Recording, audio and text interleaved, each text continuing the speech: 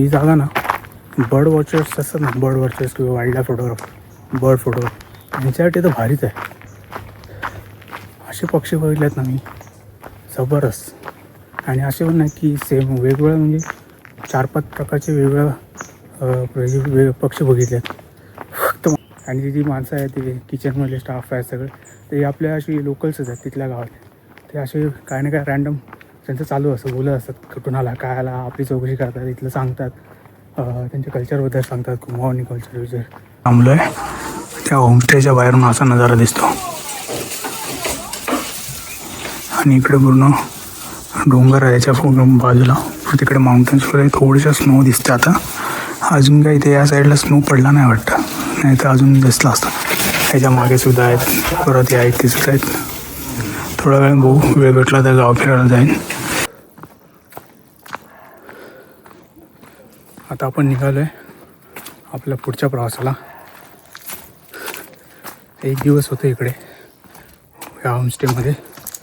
जबरदस्त एक्सपिरियन्स, पण एकटा होतो त्याच्यामुळे थोडासा बोर झालो. पण त्या होस्ट होत्या त्या चांगल्या होत्या, सगळी कंटाळा एकदम हे करून नाही दिलं, सतत चालू. आणि तिथली माणसंसुद्धा चांगली आहेत, जेवण एकदम उत्तम. यायचं असं तुम्ही येऊ शकता इकडे. पर्सनल व्हेकल असेल तर भारीच आहे, म्हणजे इथे थांबून आजूबाजूला सगळं फिरून संध्याकाळी परत आपलं होमस्टेमध्ये.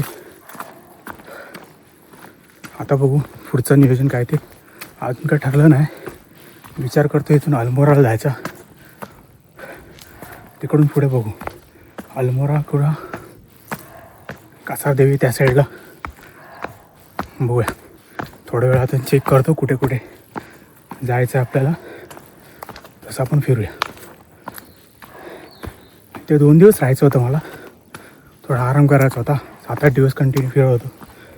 पण मसुरीला सुद्धा आरामच करत होतो ह्याच्यामुळे. म्हणून बोला आता जाऊया पुढे जाऊन थोडं थकलो तर पुढे कुठे होमस्टे बघून आराम करू. कोळ्यांचं जाळं बघा, रस्त्यावरच केवढं मोठं बांधून ठेवलं त्यांनी.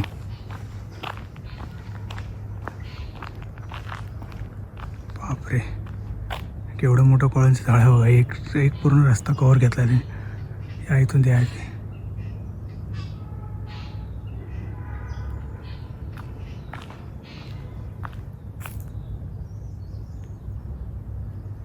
ही जागा ना बर्ड वॉचर्स असतात ना, बर्ड वॉचर्स किंवा wild life photographer, bird photographer यांच्यासाठी तर भारीच आहे. असे पक्षी बघितलेत ना मी, जबरदस्त.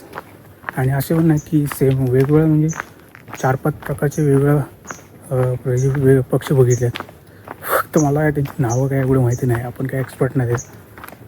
मी काय प्रयत्न केला शूट करायचा. ॲक्च्युली जे थांबले होते होमस्टे तिकडचे ते लोक असतात तेच असे भात किंवा धान्य असं टाकतात. ते आजूबाजूचे पक्षी भरपूर, आणि असं नाही की एकदम जवळ असे. मी काल बसलेलो तिथे सिटिंग एरिया, त्या सिटिंग एरियाच्या बाजूलाच असे फिरत होते मस्त, जबरदस्त. आणि 2 कुत्रे आहेत तिकडे. काही मी थोडा कुत्र्यापासून थोडा लांबच असतो, पण इतके जबरदस्त होते ना, फ्रेंडली. भोला नाव आहे आणि त्याचं लीला. पहिलं बघितलं त्या भोलाला बघितल्यावर जरा भीती वाटली, पण ॲक्च्युली एकदम चिल, शांत एकदम. बघा आपला येणार, खेळणार, हातबीत ठेवणार, मस्त एकदम. आहे म्हणजे टाईम घालवायला आहे, असं एकटा बोर होत नाही तिकडे. आणि जी माणसं आहेत ते किचनमधले स्टाफ आहे सगळे, ते आपल्या अशी लोकल्सच आहेत तिथल्या गावात. ते असे काय ना काय रँडम त्यांचं चालू असतं, बोलत असतात कुठून आला काय आला, आपली चौकशी करतात, इथलं सांगतात, त्यांच्या कल्चरबद्दल सांगतात, कुंभावणी कल्चर विचार. तर हाय, मजा आहे.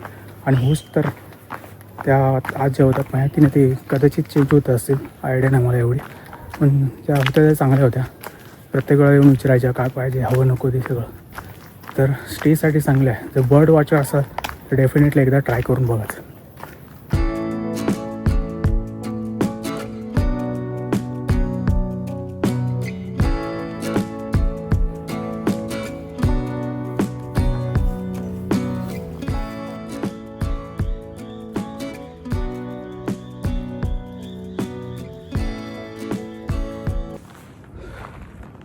इथे आलो आहे, जे मेन मुख्य आता टर्न असतो तिथपर्यंत आलो आहे.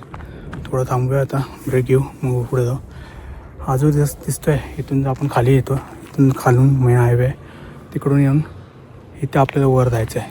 हा पुढे पण रस्ता जातो, तिकडे जायचं नाही, आपल्याला वर जायचं आहे. तिथे बॅनर्स लावलेले आहे.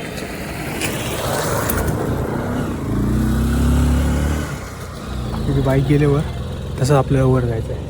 तिकडे बॅनर्स लावलेले आहेत, तुम्ही आला तर तुम्हाला कळेल, नाहीतर तुम्ही फोन केला तर ते सांगतील कसं कसं आहे. आणि त्यांचे इंस्टाग्रामवर व्हिडिओज आहे, परफेक्टली ते साईनबोर्ड लावलेले आहेत. काय एवढं काय पुढे असं तुम्ही भटकत असाल तर भटकत राहणार नाही, व्यवस्थित लावलेलं बोर्ड बघा येऊन.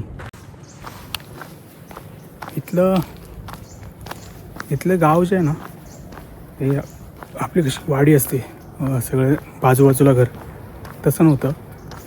थोड्या डिस्टन्सवर तेवढे घरं होती. म्हणजे एक इकडे तर एक असं 50 मीटर 30 मीटर लांब अशी घरं होती. आपल्या कोकणात किंवा आपल्या महाराष्ट्रात तशी एक वाडी म्हटलं की सगळं घरं जवळच्या जवळ आणि शेती लांब.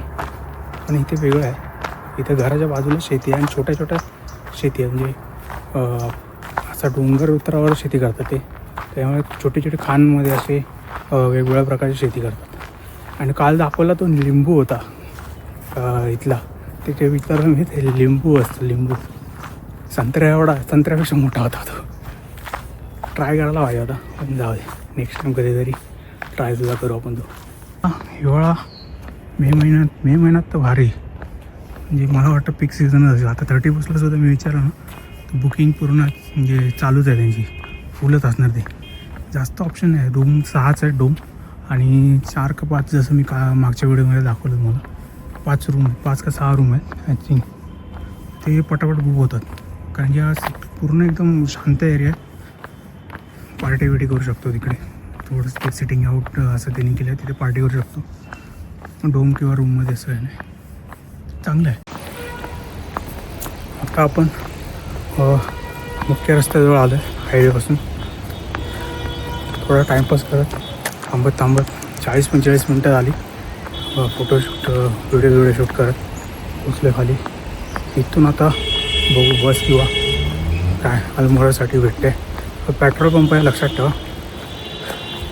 नैनिताल त्या साईडला जाणारा रोड आहे, तिथे पेट्रोल पंप लागतो, फेमस आहे हा लँडमार्क. जोलिया कॉटमध्ये पेट्रोल पंप, तिकडून आपल्याला हा होमस्टेसाठी यायचं आहे वर.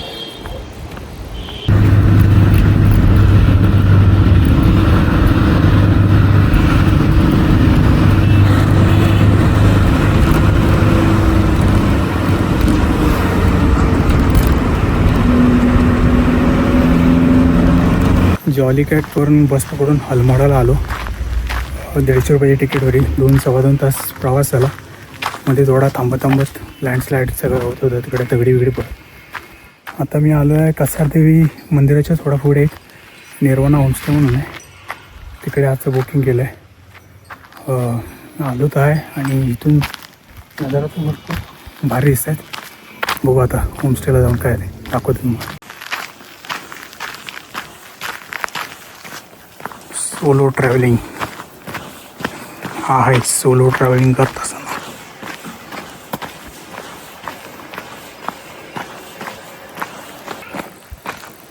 या होमस्टेच्या समोरच पूर्ण डोंगर आणि बर्फाने भरलेले डोंगर दिसत आहेत. बघू आता होमस्टेला गेल्यावर कळेल जरा नजारा कसा आहे तिकडून. आणि इकडून 1 किलोमीटरवर कासारदेवीचं मंदिर आहे, तर काय जवळच आहे. थोडं बाहेरच घेतलं म्हणजे गर्दी नको आणि एक्सपेन्सिव्ह होईल तिकडे थोडं राहायला, आणि 1-2 किलोमीटर थोडं पुढे चालू मी दाखवतो मला होमस्टेला जाणारा रस्ता बघा. सप्पर सगळे माउंटन पिक्स वर दिसत आहेत.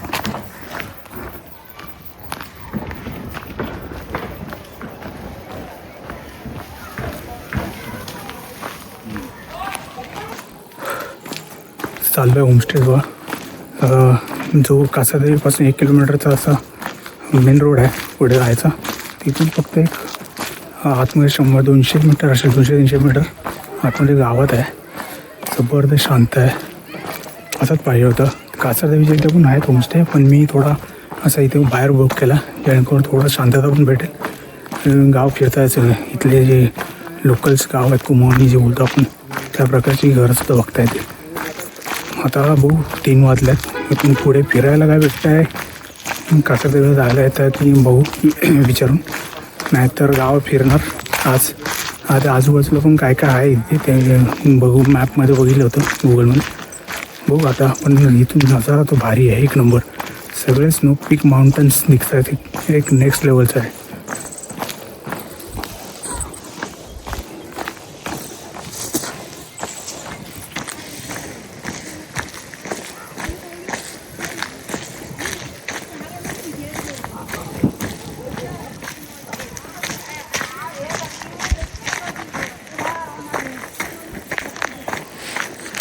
पण आपल्या होमस्टेजवळ आज 2 दिवसाचा स्टे आपल्या इकडे आहे.